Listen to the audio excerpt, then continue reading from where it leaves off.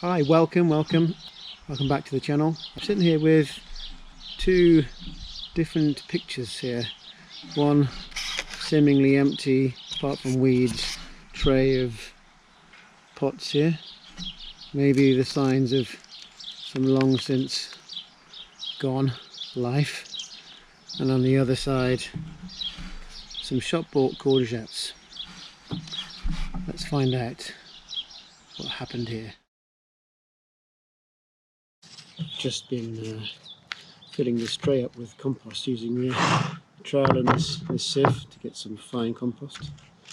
And I'm going to be sowing some courgette seeds. I'm going to put down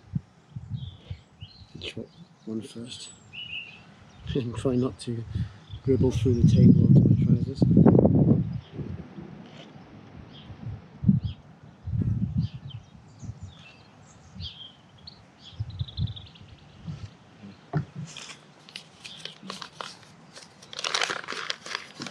And plant them side on. We're going to grow from this for a bit here, but we're going to plant them side on. Okay, let's just cover these over again. Such a beautiful day today.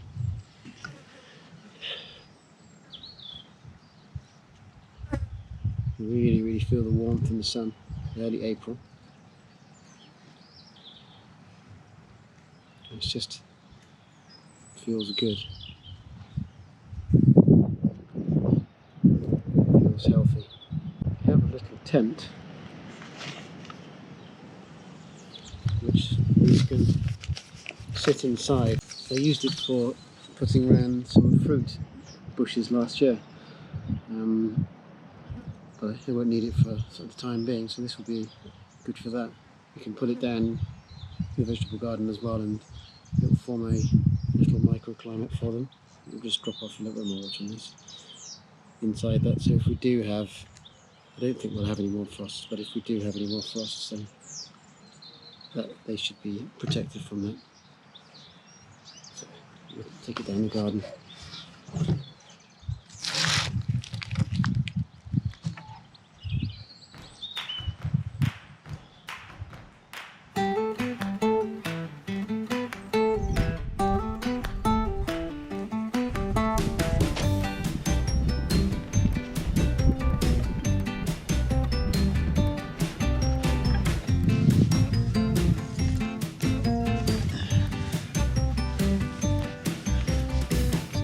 From mending my wound, back to the job of setting up this tent.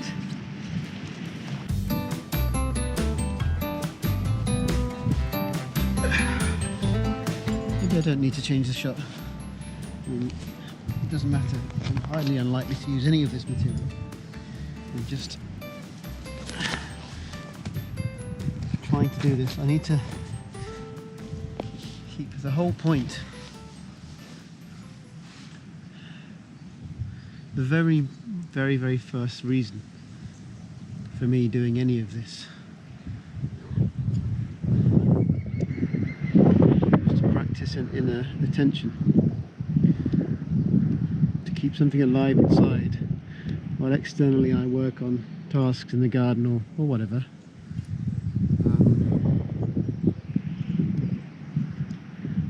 It's when one keeps some attention on the body.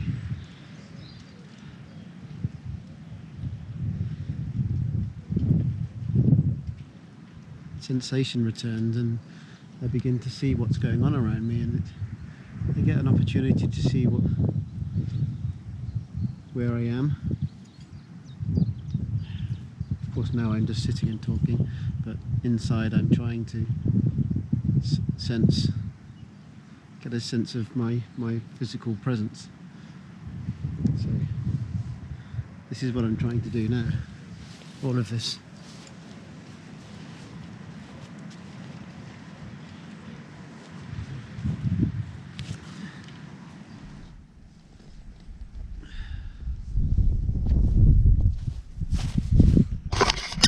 So that's it, it's done. I'm just going to move in the tray inside.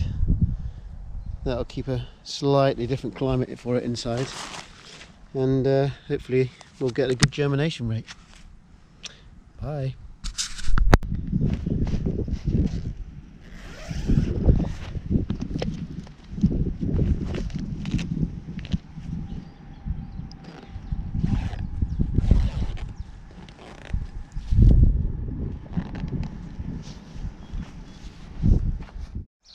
Well, that was it. That was me getting ready to sow out the seeds into little plugs. Spilling water down my trousers, well nearly anyway. So what went wrong? Let's have a look at what happened next.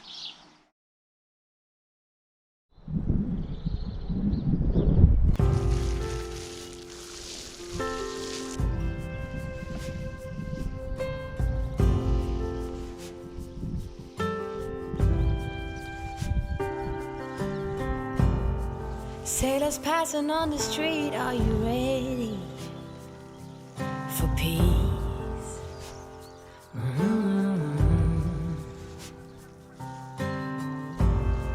Ships are filling up fast, are you ready for ease?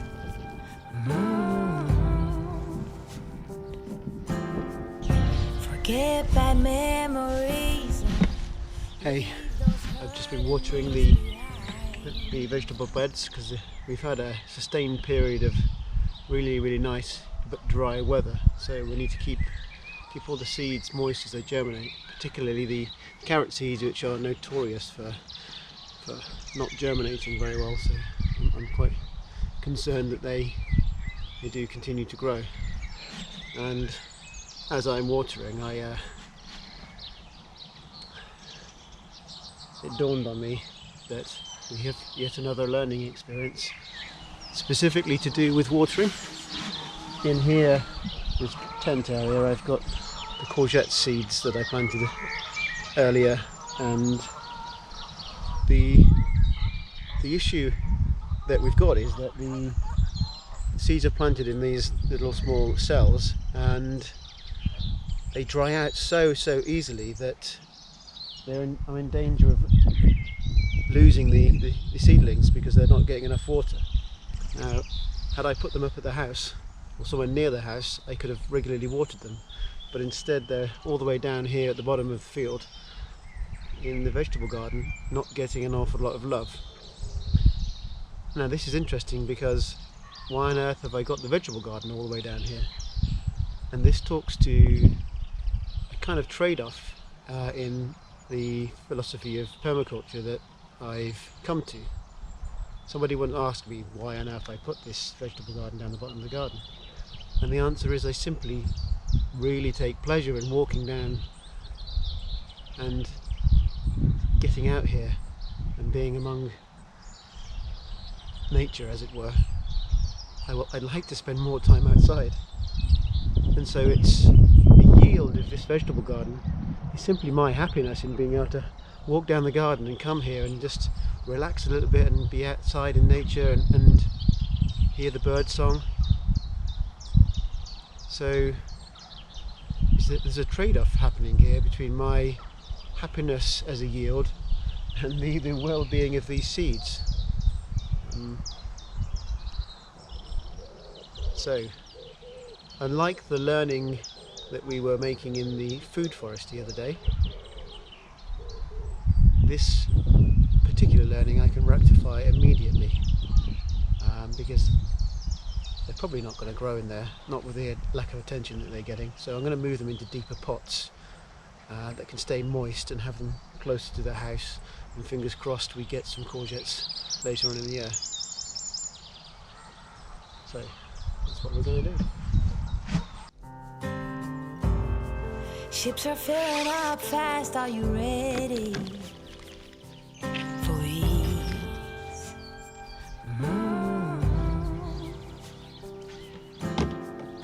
Forget bad memories and leave those hurting knees behind.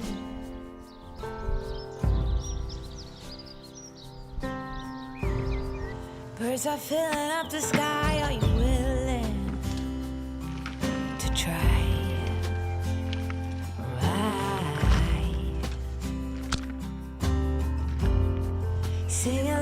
as they hum and be fulfilled. Many more will come, many more. Well, we're back at the house now, and I've sieved up some of my compost, ready to transplant these seeds and hopefully save their lives. We'll see. So I'll just get on doing that. We just put 2 or 3 in each pot, maybe 3 in this bigger one.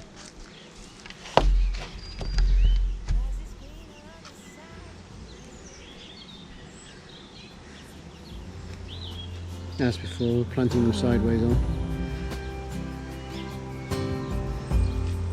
New beginnings, new pride, let your spirit shine through.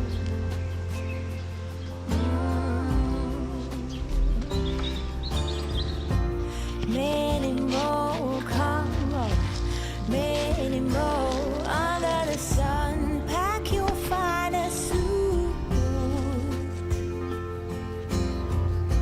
and we will keep it steady. We will be the confetti, and if we fail, we just reboot.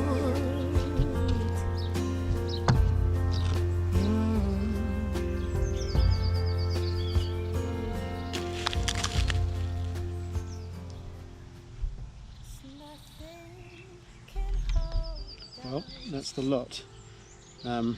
Many of the roots are shriveled up, so I think we're going to lose most of these, but you never know. Life has its way, so we can only hope that I've managed to save some of them.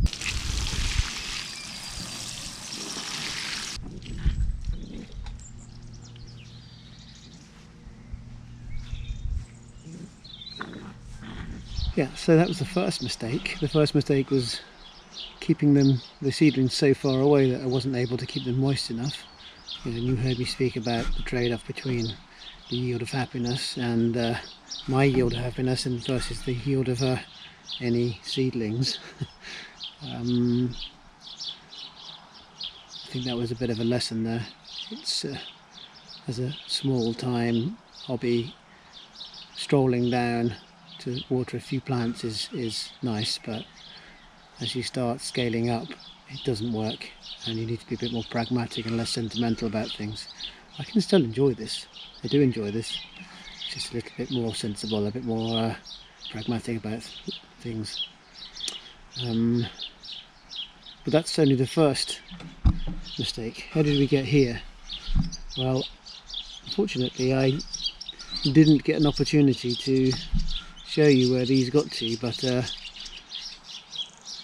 essentially we had a very hard frost, and for some reason I was keeping these out, and tomato plants and some peas and some onion seedlings I were putting away and keeping inside every night and bringing them out, and for some reason these courgettes I left out, and they were doing fine where the weather was mild at night, but the moment this hard frost came along they were destroyed. So yeah, so these second mistake was assuming courgettes were frost hardy. They are not frost hardy. This is how frost hardy they are, not at all frost hardy. So anyway, that is how not to propagate a courgette. Somebody in a shop somewhere has propagated these reasonably well. As you can see, these are starting to get little flowers on. I don't know if you can see that there. So these really need to get into the ground. And one final twist. This courgette is masquerading as a cucumber. Well, actually it is a cucumber. They were just in the same section together, and Muggins here wasn't really paying attention. But anyway, so we've got 4 courgettes and a cucumber. And I guess that's the third mistake, because these things come in threes, or so I'm told. Anyway, I'm going to plant these out, get these on the ground, and at least they're flowering, so we should get some good cropping off these anyway. And next year I'll do better, I promise. Alright.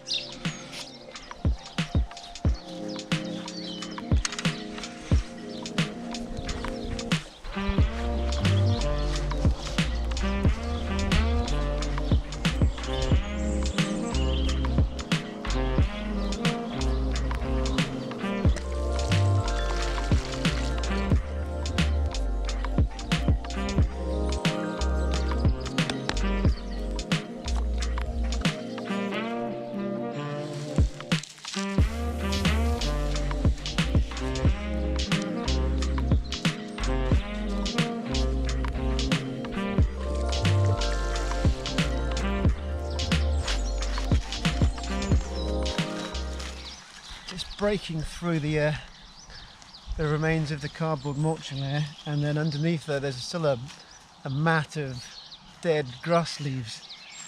The grass is very much dead, but it's hard going. I should have brought a trowel with me, but it's proof that the sheep mulching method works. There's barely any weeds here, and I'm planting into it now.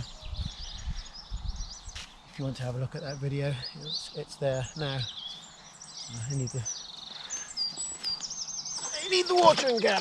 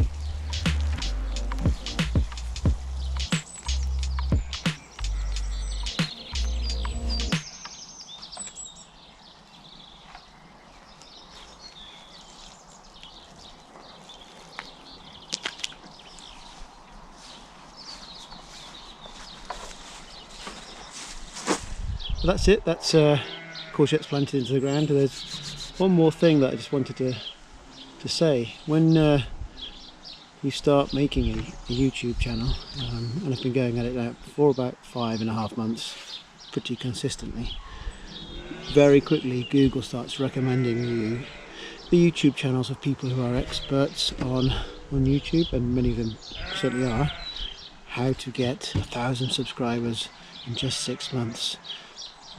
How does the YouTube algorithm work, and a million other things like that. And in order to get views, you really do need to have an understanding of how the YouTube algorithm works at first, because no one really knows who on earth you are. And the problem with that is it encourages you to try and reach people who are searching for something specific, and what people are seeming to search for is how to do things. And the problem with that is, as you've seen, is this is really about me learning how to do things, not telling other people how to do it. And it's just something I really want to share. So this is definitely not a channel where I'm going to tell you how to do things. It might possibly be a channel where you come and see how not to do things. Most of all, I've got a really peaceful way of life here, and I'm hoping that just a little bit of that will come across, and if I can share a bit of that, then I'm happy, and that's enough. So yeah, this is not a how-to channel, and I just wanted to say that. But nevertheless, I am super excited anytime anybody even watches, let alone comments, likes or subscribes. But if you want to leave a like or subscription or comment or subscribe, it definitely makes me feel motivated to make more content, and it just makes it a whole more enjoyable experience for me, and hopefully the content will get better.